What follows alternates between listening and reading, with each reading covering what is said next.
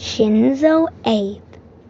Why a state funeral for slain ex-PM is controversial.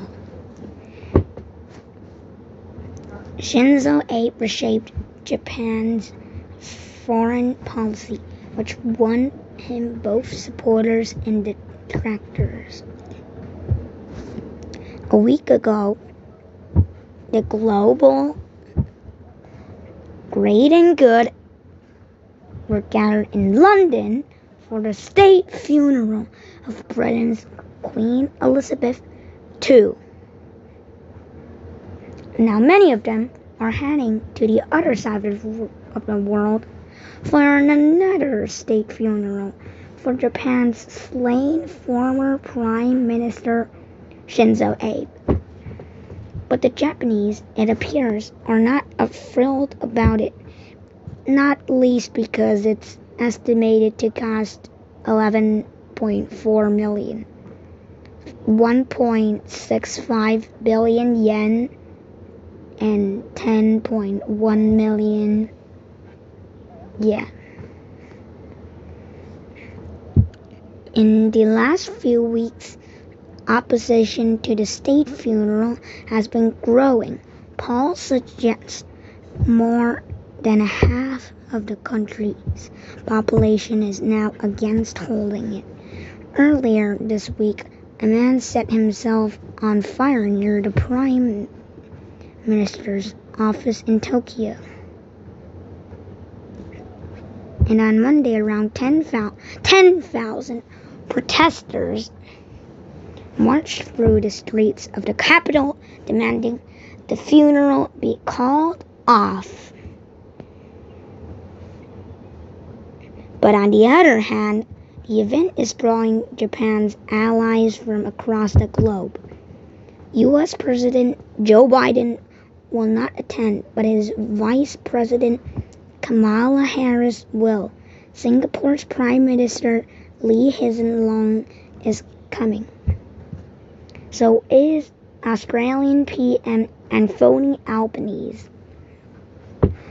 Along the three of his predecessors, Indian Prime Minister Narendra Modi skipped the Queen's funeral but is flying to Tokyo to pay his respects to Abe.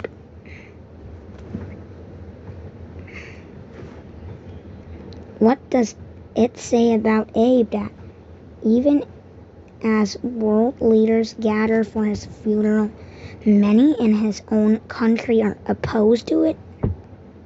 First off, this is not a normal event. In Japan, state funerals are reserved for members of the imperial family. Only once since World War II has a politician been given this honor, and that was all the way back in 1967. So the fact that Abe is being given a state funeral is a big deal. In part, it's really of the way he died. He was gunned down at an election rally in July, and Japan mourned for him. He had never been hugely popular, according to opinion polls, but few would deny that he brought the country stability and security. So the decision to hold a state funeral for him is also a reflection of his stature. No one served longer in the Prime Minister's office, and arguably no other post-war politician had such an impact on Japan's position in the world.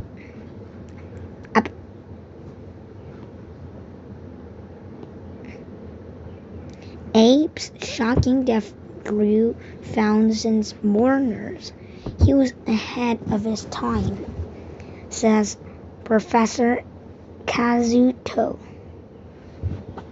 Suzuki, a political scientist and former Abe advisor. He understood the changing balance of power that a rising China will, of course, distort to the balance of power and reshape the order in the region. So he wanted to take leadership. Professor Suzuki to the Trans-Pacific Partnership TPP, President Barack Obama's big plan to bring all of America's allies in the Asia-Pacific together in one giant free trade zone. In 2016, when Donald Trump pulled out U.S. out of the TPP, everyone expected it to collapse, but it didn't. Abe took over leadership and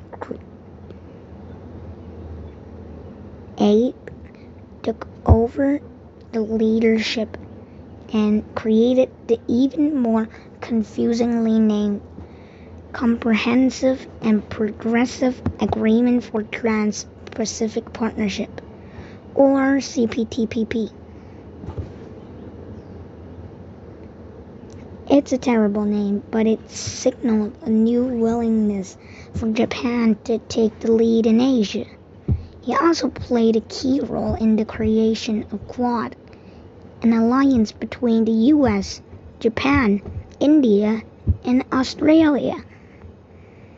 Even more significant are the changes Abe made to Japan's military.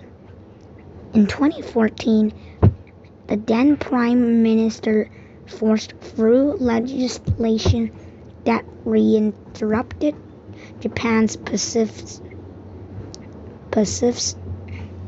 post-war constitution.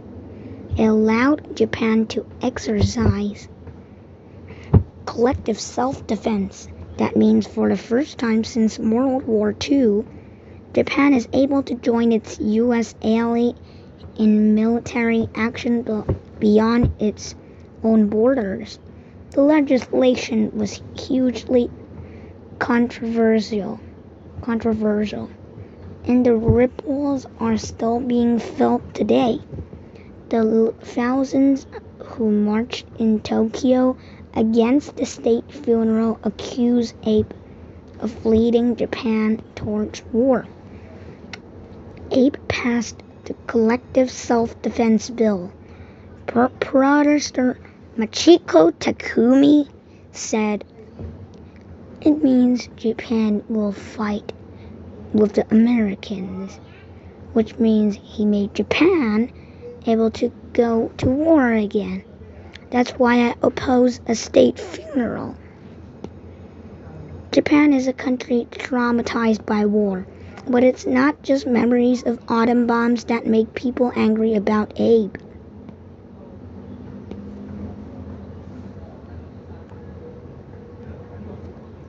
These opposing the state funeral say Abe was a warmonger. Japan's post-war constitution clearly states that the country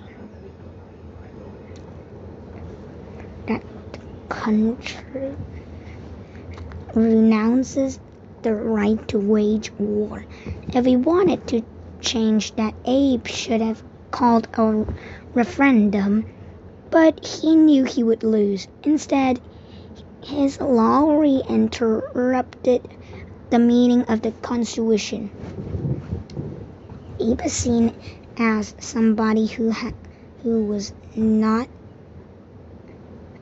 accountable to the people, says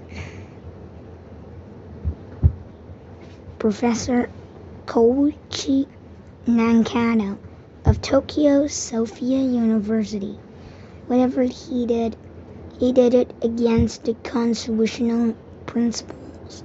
He did it against the principles of democracy.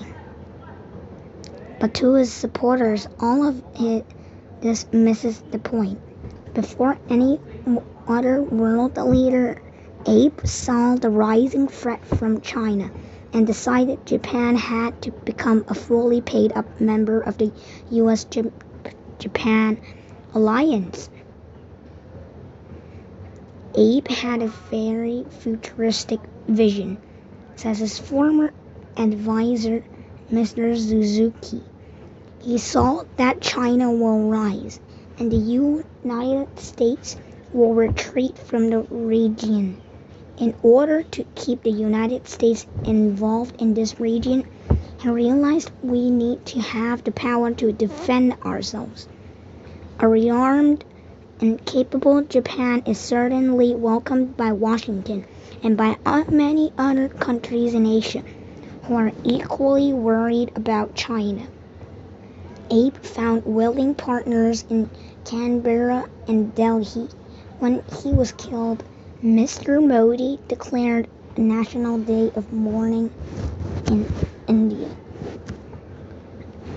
That place is China, but it may explain why Beijing sent Vice President Wang Quizhen to London but is sending a former Science and Technology Minister no one outside of China has ever heard to Tokyo.